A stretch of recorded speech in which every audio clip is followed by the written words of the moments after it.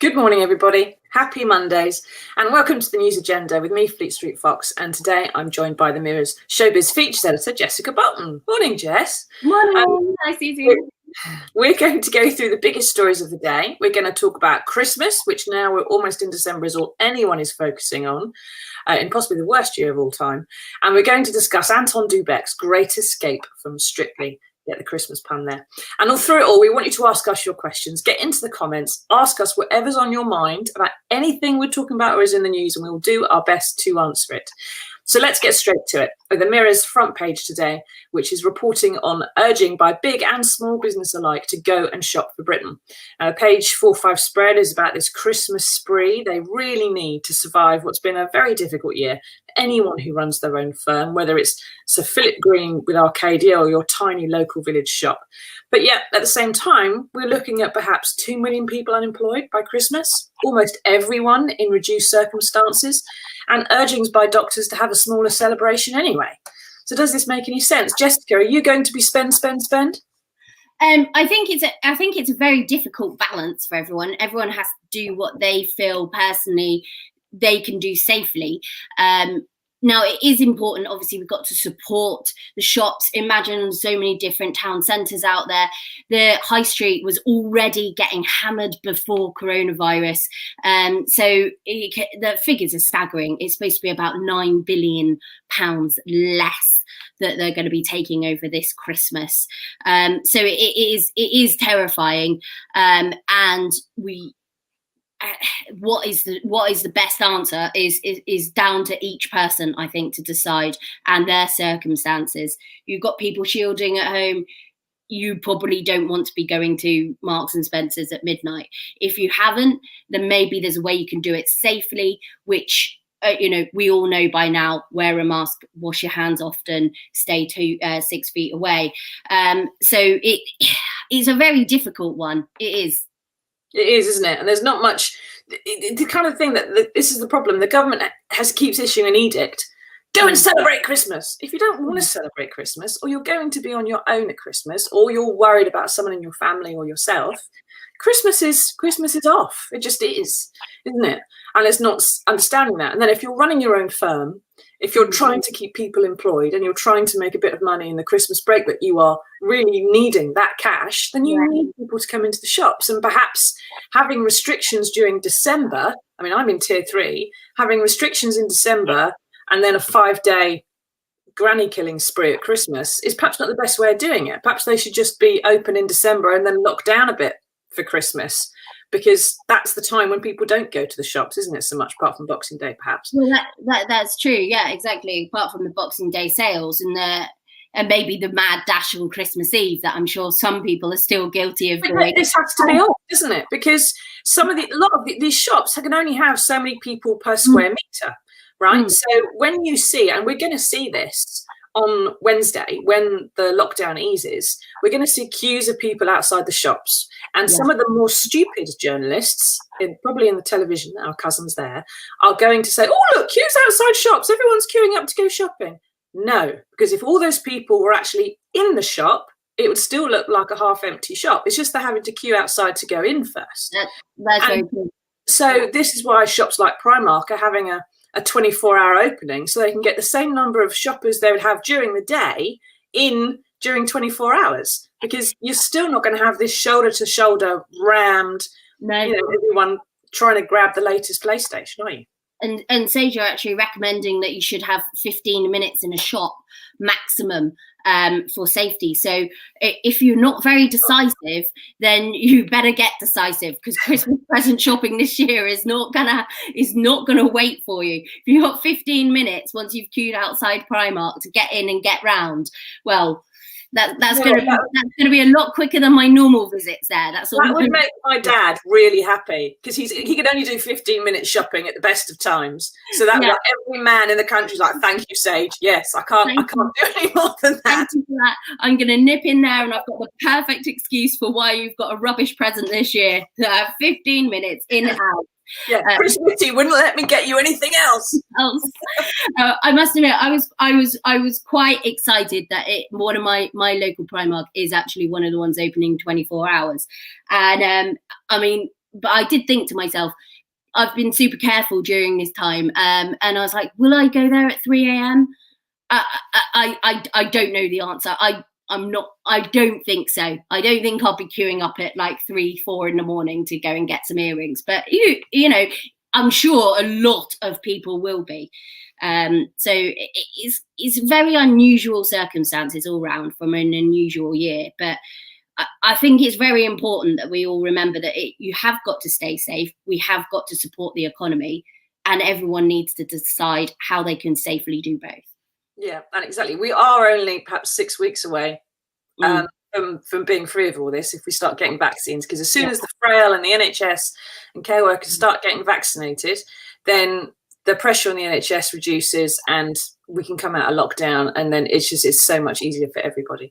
But as not everyone is going to be thinking about having a wild Christmas this year. We've got a spread in the Mirror today about how some of the nation's best known doctors are going to be spending Christmas and what they're going to be doing on a personal level. And it's fascinating. If you read through this, everybody from the fertility expert Robert Winston to the Mirror's Miriam Stoppard to Chris Steele to Alexander Van Tulleken, Chris Van Tulleken, sorry, they are all pretty much going to be spending it in a very small, reduced way with their immediate family, with people in their households. And if they're seeing grandchildren, they're seeing them for a walk outside. They're not having the big household family thing. What are you going to be doing, Jess? I'm going to be keeping it fairly small because I've got quite a small family anyway. So we normally have quite a small Christmas. There's not normally many of us, so me and my parents. So, but I think if we did have, if it was a bigger family, I think we'd still be trying to keep it small, because at the end of the day, it's Christmas, fantastic time of year. It's all about the essence of it. You've got your religious side, which you can still celebrate on Christmas, but the family side, the getting together in the family. I mean, the whole point of that is that you're celebrating family and having this time. What's the point of doing that if you're putting some of the elderly members at risk? But then they've got a shot of some really small young children. Now I've got a 4-year-old. Okay.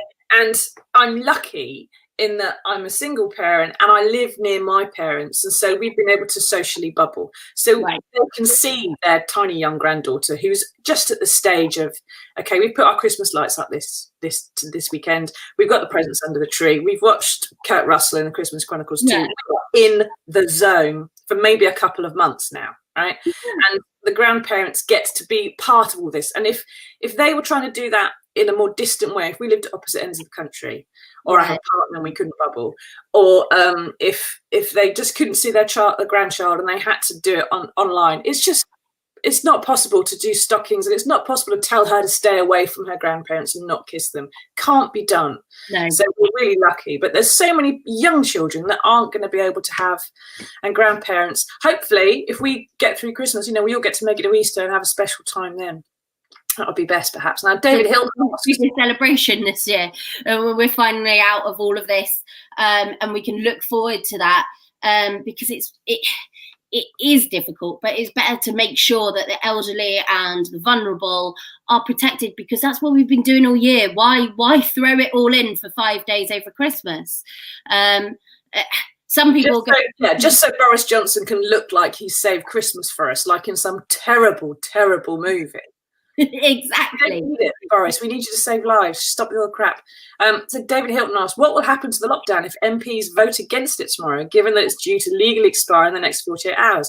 My understanding is that MPs will need a fresh vote regarding any further lockdowns. Yes, they do get a vote tomorrow, David.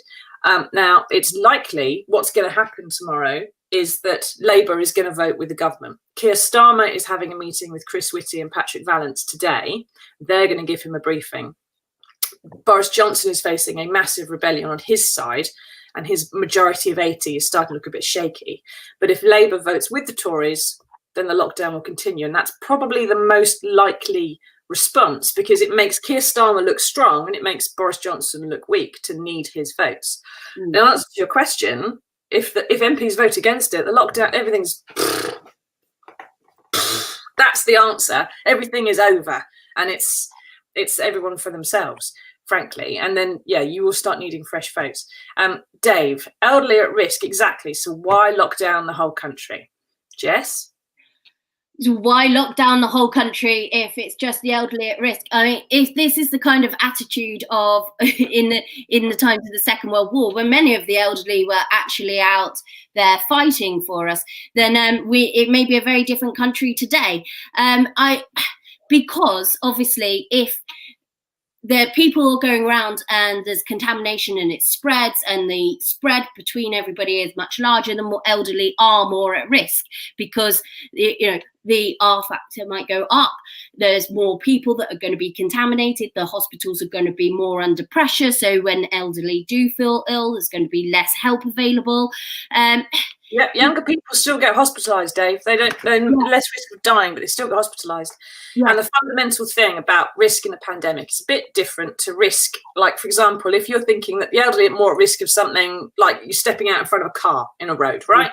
You, Dave, make your own judgment about whether you're stepping out in front of that car. You look both ways, you use your ears, you think, well, my risk is X, I am safe to cross the road, right? That doesn't work like that in a pandemic. You cross the road judged on your risk and what you have worked out to be your risk factors. But in this instance, there's 100 people behind you, all tied to you, and they go in the road too. And those are the people who touch the same door handles, who go on the same train, who know your neighbour that you chat to, or who touch the same thing in the shop that you've just touched, or they work in the supermarket, and they don't have not made the same judgment as you, and you don't know their personal risk factors, and they all get dragged in the road with you. You might be safely across the other side, but they're still getting knocked down by having to dodge the traffic. That's the difference. It's a metaphor for the difference with the risk in a pandemic. And you can't just lock up elderly people. Yeah, it's not going to work. Politically, socially, or anything else. I love that way of putting it. Yeah, I mean, what is the alternative? Yeah, lock away a whole generation of people and everybody who's vulnerable. Is that really what our country stands for?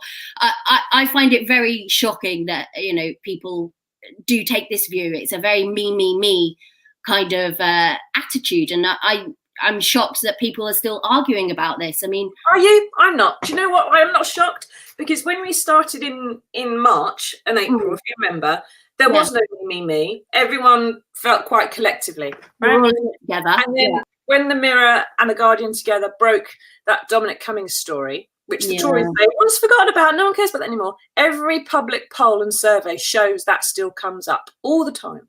Yeah. When they broke that story, and when Cummings was allowed the Rose Garden to stick his brass neck out and was forgiven, and there was nothing to see here kind of thing, that was the point at which people started going, well, then this is down to me. And that shows you the importance of what a government does, and public health messaging and optics, and how you behave and how it looks in the press. Because if you do that right, people go, okay, those are the rules we need to follow. And if you get it wrong, people go, oh, those are the rules we need to follow. And people, without knowing you're copying the government in a way, you are following the example you are set. Yeah, which is the face mask. Yeah, well, indeed. I'm sure Trump did a lot of that for the US with the face masks. That was excellent help from him. But I mean, as soon as Dominic Cummings happened, people were probably like, well, if it's all right for him to break the rules, it's all right for me to break the rules. And if everyone thinks that, then we're in chaos.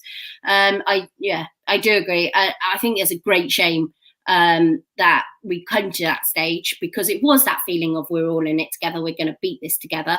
And if we kept that attitude, we'd be able to beat it even quicker. Like you say, with vaccines around the corner, we just got to hang on that bit longer. Yeah, and have that collective attitude towards vaccines as well. Now, Mike asked, morning, Mike, if shops are open for 24 hours, are people really going to be queuing up in Primark at 3? Well, no, the part of the point, I imagine, Mike, is that they're opening for 24 hours, so there aren't queues. And they know that people who are shift workers or who get up in the middle of the night anyway can just, they can just tootle along, and it'll have a steady dribble throughout those 24-hour period, as opposed to a big rush. I'll tell you what else will be happening. I'll be amazed if it doesn't. And that is people going to Primark, stocking up on stuff, and then immediately sticking it on eBay. Oh, yes. I think that's Primark, blah, blah. Right. And you always get the Del Boys come out at times like this. And that's what's going to be, the Del Boys out there queuing up. You do. I've seen people walking around there buying enough stuff to fit in a suitcase, and you just know that is getting sold on eBay straight afterwards. They need to sort out their online sales, because they'll solve all those problems. But I mean, I do think it's obviously a very, very tough time. We've got Arcadia, who are struggling and in trouble, which, I mean, that's Club Shop, which is one of the biggest brands a few years ago on the high street. It just goes to show that there's pressure from online, as we've all known for years, is extreme, and obviously has been exacerbated by the coronavirus. Where I think it's up 58% this year, they expect, for Christmas shopping online, and down 57% in the actual bricks and mortar shops. So it's kind of accelerated this trend that I think would probably have happened anyway. And also is habit forming. People that maybe didn't shop online before are now starting to do it, and they realise, are they going to go back to going around the bricks and mortar shops, the having to park the car, get out, walk around? Some people might not change back to that old habits afterwards. So it is a very, very scary time for High Street. Yes, Jen. One other thing that's accelerating and exacerbating is loneliness. Now, the Mirror's got a story from, there's a poll from the Christmas Together campaign, which is funded by the Joe Cox Foundation in memory of the MP who was murdered a few years ago. And it found that 1 in 5 people are not seeing anybody this Christmas. That's 22%. That's a lot. If you imagine the average street, you might have 20 houses. That's 4 people. 4 houses in your street that are going to be on their own this Christmas. 16% of them are really dreading the Christmas season. So all this, get together with your families. There are people who don't have families. There are people whose families are in a different country, or at the other end of the world, or at the other end of the country, and they can't see them, or people who are ill, who are shielding, who find it difficult. But what could we do, Jess? Because it's not one of those things where you can invite your lonely neighbour around for Christmas dinner, is it? No, I know there's various different charity approaches where there's a lot of people where you can volunteer to be a phone buddy for people, things like that can possibly be done. Even if it's maybe you can put a note through, but that's probably not going to be welcomed, because you've got them, if they're shielding, they're not going to welcome that. It is difficult. I think we've all got to think about people out there that we know who might not be having many people around, and just make that little bit of time, if you would make a phone call, to make a phone call, leave something on their doorstep, perhaps invite them out for a walk on Christmas Day. If that's what you and your family are doing, then just have a little kind of group walk, perhaps. Social distance, nice cold fresh air, no one's going to be spitting or spewing on everyone, so that might be a way around it, perhaps, if they can get out and about. But keep asking us your questions, everyone. We want to know what you think about what's going on in the news and how you're spending your Christmas. It'll be good to hear from you if you are going to be having people around and say stuff the rules, or if you're saying no, this is still too important and too dangerous. We're gonna push through till Easter, and we'll see where we are then. So let us know what you're doing for your Christmas. Now, the story of the day by far, right? Anton du Beke, having just had a 2-week stint as a judge on Strictly, after perhaps, I don't know, a decade of begging to be a judge on Strictly. Every time the judges have changed, there's been these rumours, it must be Anton. And it hasn't been Anton. He's finally had his back of it, but lots is back now. And here we have, he's going to front a baking show on this morning. He's done it a few times before as a one-off, but now he's managed to land a 3-episode festive baking segment on the show. So he's going to be showing us how to make, I don't know, stained glass biscuits or something. They sound awful. But seeing as he's so desperate to be a judge, Jess, is this... Come on, you have to tell us the showbiz inside gossip. Is this his break for freedom? Is he trying to show the BBC bosses, look, I can anchor a programme. I don't need you. I actually had Anton on my Just Saying Live, which was on Fridays a few weeks ago, and I mean, he is a lovely, lovely guy. I mean, we're now in series 18 of Strictly, and he's the only pro that has been there since the beginning. And yes, you're right, judges have changed several times over this time. I mean, everyone really thought it might be him when Len went. Everyone thought it might be him when when Motzi arrived, when Shirley came in. And Alicia, I remember. When Alicia came on, I was like, oh, we're going to have Anton, but then no, obviously the other fella's going to get ahead of him. That was a bit of a surprise one, that one with Alicia, wasn't it? So yes, I mean, it was fantastic when he finally got a chance to judge, and I think that was a great lineup with him, Shirley, and Craig. It would be great to have it if Motzi was there as well, and have the four of them for the rest of the series. Obviously, they're not we can live without Bruno, can't we? Well, Bruno's over in LA, so we don't have. Bruno's not America. He doesn't need 2 judging stints. Don't be greedy, Bruno. Let Anton have his. Let Tony Beak have his day. I'm not dissing Bruno for next year. I'm not getting rid of him, but he's not here this year. He's only appearing on their little video once in a while. So I mean, it was great that Anton got to have a judging face, and he showed that he could really do it really, really well. And so yes, he's got this new role. He's doing the 3 shows. He can diversify, which I think is very interesting. He was telling me about a lot of projects he's got in mind. During lockdown, he was doing this sort of Fit at 50 exercise workouts every morning, and he was talking about bringing that back and expanding that. He's also doing his dance lessons online. So he's really dived in there and trying to do lots of different things. Bless so him. Sending a message to the BBC. Look at me. I am presenter potential, host potential, judge potential. I'm not just a pro in the background. You know, I can hold a whole program as such, I think is probably the message he's sending. What's lovely about this is that he's doing it with his family as well.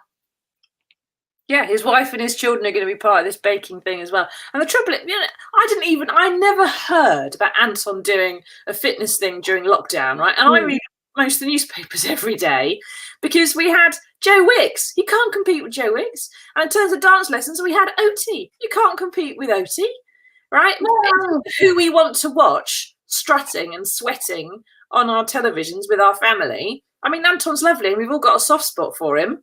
He's put up with a lot, let's face it. But we don't really want to watch him getting sweaty, do we? Well, to be fair on this one, I did do some of his dance lessons. I used to do dancing, but I did some of his dance lessons during lockdown, and they were quite good fun. So I was one of you that did do that.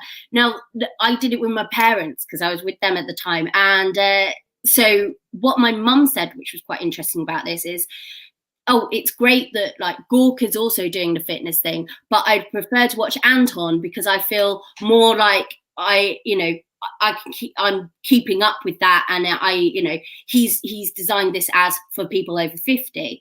So he knows his audience, he knows his target audience. He knows that he's not going to do the Gorka shirt off, ripped muscles type workout, which I'm sure a lot of people watch without actually getting off the sofa. But but the fact that I think it's lovely that he's now bringing the family into it, because that's even more of that kind of sort of branding, isn't it? His wife Hannah isn't in entertainment at all. She's fantastic, but she's it's a different thing for her to do. And the twins have appeared on his online things a few times, but it will be great. I can see this being the first of many things that he does on This Morning. I think probably BBC bosses need to be aware that if he doesn't get what he wants, he might have been there 18 years. Doesn't mean he's going to be there forever. And if he goes, well, he did take a chunk of the Strictly audience with him. He really will do. I mean, he's got a great following. People love him. I mean, I was talking to him because he'd just done his new novel, which is like his 3rd novel, and they've all been bestsellers. So there's a lot more he's been doing than perhaps people might know from the outside if you're a sort of casual Strictly viewer. But yeah, he told me that he wants to stay in Strictly for the long run. For the long haul, he's staying there. I said, is he just staying until he gets the glitter ball finally? But he says no, he'll be staying beyond. So I don't know, but I think ITV will likely be looking for new talent to give shows to, and I think if he's branding up the family in a way like Gordon Ramsay did, and loads of other people have done, then maybe they'll look at him for something. Yeah, that would be interesting to see. And I keep asking you short questions, everybody. We want to know what you're doing for Christmas. Are you having family around? Are you spending it on your own? Are you shielding? Are you having a big splurge and saying stuff the rules? Let us know what's going on. Ask us any other questions about what's in the news today and we'll try and answer them for you. But first of all, before we get to them, the last one I want to talk about today is this picture of the day. A regular feature in these Facebook Lives in which we show you the thing that you're most going to boggle over. It's in today's papers. And the picture's not Dominic Raab, but it's this crowd scene. And believe it or not, there we go. This is a bunch of people in North London who are all queuing up. Now, what might they be queuing up for, Jess? Something incredibly important because they haven't put their masks on. They're not socially distancing.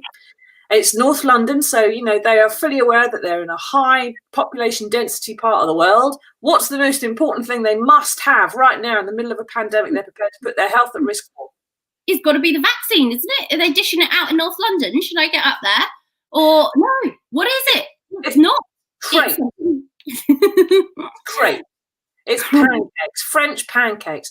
Some eggs and some flour mixed together in such a way that you've got to pay, I don't know, perhaps 5 times what that's worth. And the people of North London have decided to queue up for it. I know, it's ridiculous. I know it's crepes, but it's just like, this is what you would expect for something important, isn't it? What? It's not even like the new trainers out like we saw the other ones.